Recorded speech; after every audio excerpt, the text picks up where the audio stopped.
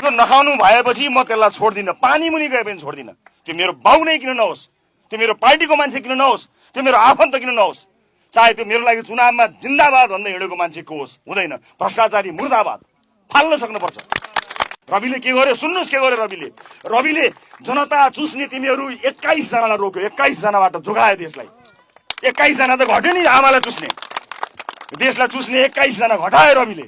एउटा बिउका लागि आफ्नो मान्छे राख्ने, जनतालाई एउटा मल दिनका लागि आफ्नो मान्छे राख्ने, ठेक्का पट्टा आफ्नो मान्छेलाई दिने, यी सब मान्छेहरूलाई एकमुष्ट सामूहिक जेल कोच्ने कार्यक्रम गर्ने हो। अब एकमुष्ट बनाउला 2-4 किलोमिटर बाटो, बजेट दिएछन् भने दिन्नन् मलाई, ढोकाउनुहोस्, दिँदैनन् मलाई र भन्छन् यसकोमा बजेट पार्नुहुन्न र भोलि पर्सि यसलाई सोध्नुपर्छ रविले के गर्यो रविले देख्यौ, बनायो बाटो, गर्यो चाहिँ के त तेरो रविले 5 वर्षमा भनेर सोध्छन्। म जवाफ दिन्छु र तपाईँ जवाफ दिनु होला। यो देशलाई यिनीहरूले रगत, जनताको रगत, मासु रगत लुछेका थिए, त्यस कारणले हार र छाला मात्र भएको यो देश भएको छ। यिनीहरू हामीलाई प्रश्न उठाएर जनताको बाँकी रहेको त्यो हाड र त्यो छाला पनि खान चाहन्छन्। रविले के गर्यो सुन्नुहोस्, के गर्यो रविले जनता चुस्ने तिमीहरू 21 जनालाई रोक्यो, 21 जनाबाट जोगायो देशलाई।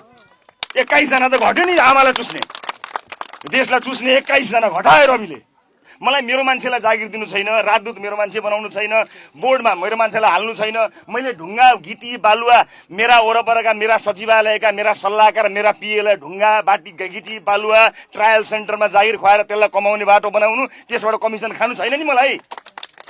यो नखाउनु भएपछि म त्यसलाई छोड्दिनँ, पानी मुनि गए पनि छोड्दिनँ। त्यो मेरो बाउ नै किन नहोस्, त्यो मेरो पार्टीको मान्छे किन नहोस्, त्यो मेरो आफन्त किन नहोस्, चाहे त्यो मेरो लागि चुनावमा जिन्दाबाद भन्दै हिँडेको मान्छे को होस्, हुँदैन। भ्रष्टाचारी मुर्दाबाद फाल्न सक्नुपर्छ। जब हामी करेक्सन गर्न तयार हुन्छौँ तब मात्र देश बदलिन्छ। नत्र गुनासो गर्न आज रवि लामिछाने आएको छ, भोलि छवि लामिछाने आउँछ, पर्सि कवि लामिछाने आउँछ, तपाईँ बोलेको बोले कपाल फुल्छ, तालु खुइलिन्छ, बोलेको बोले हुन्छ। करेक्सन गर्ने हो, करेक्सन गर्ने हो।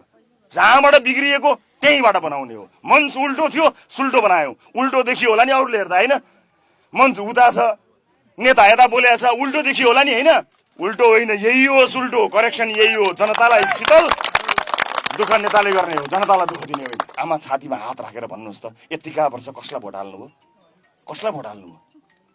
शासन त त्यसैले गर्यो जसलाई तपाईँले भोट हाल्नुभयो।